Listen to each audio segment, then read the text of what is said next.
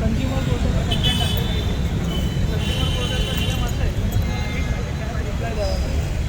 पूर्ण 1 महिना झाला होता तरी पण त्यांचा रिप्लाय आला नाही. मागच्या 23 तारखेला त्याच्यानंतर त्यांनी काय म्हटलं मी ग्राहक क्रमांकाला हेल्पलाईनला फोन केलं.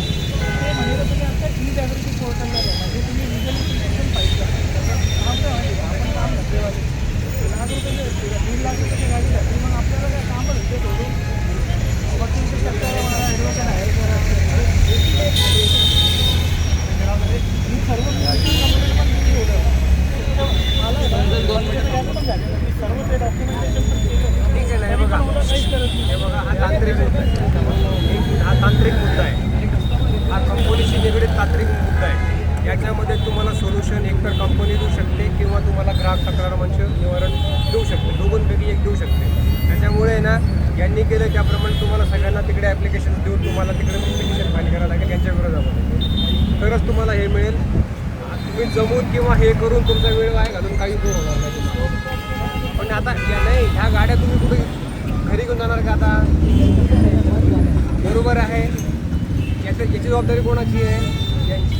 आता यांनी जबाबदारी जर नाही पाळली यांची तर वरपासून यांना हे होईल. फोन लावला का सर? पण मग आता एक मिनिट त्यांचे वरिष्ठ बोलवले. 1 मिनिट ते आल्यानंतर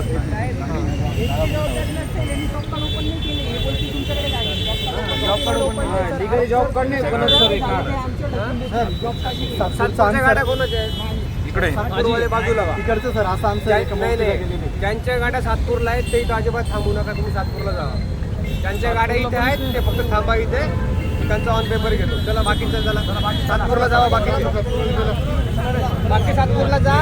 नाहीतर काय होईल जबाबंदी लागू आहे. तक्रारदार करायला लागला. जावा तुम्ही सातपूरला जावा.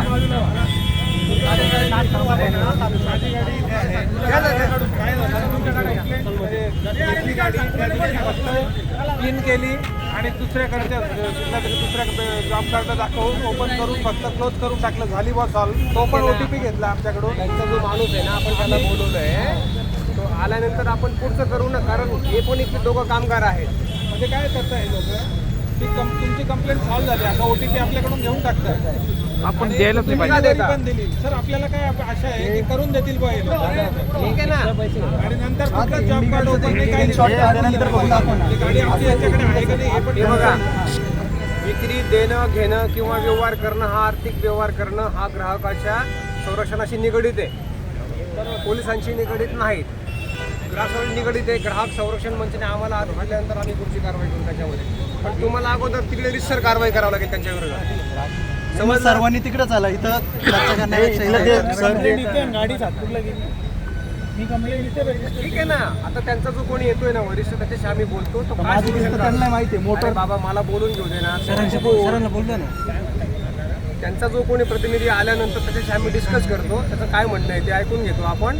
जे 1-2 लोक या त्याप्रमाणे आपण रिझॉल्व्ह करू. प्रॉब्लेम नाही समजा तर ते जबाबदार असेल त्याला. असं थोडी आहे ना. लोकांनी पैसे देऊन गाड्या घेतल्या त्यांना काम करणं भागच आहे आणि त्यांना ते वेळेत करून देणं भाग आहे त्यांना.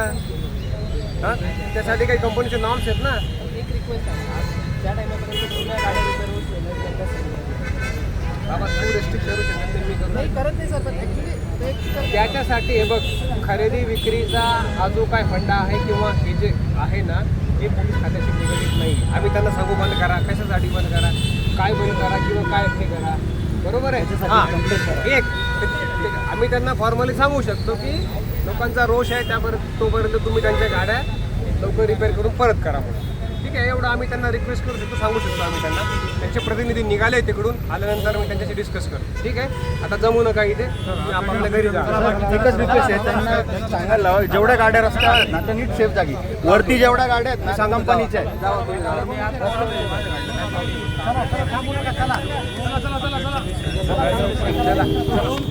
चला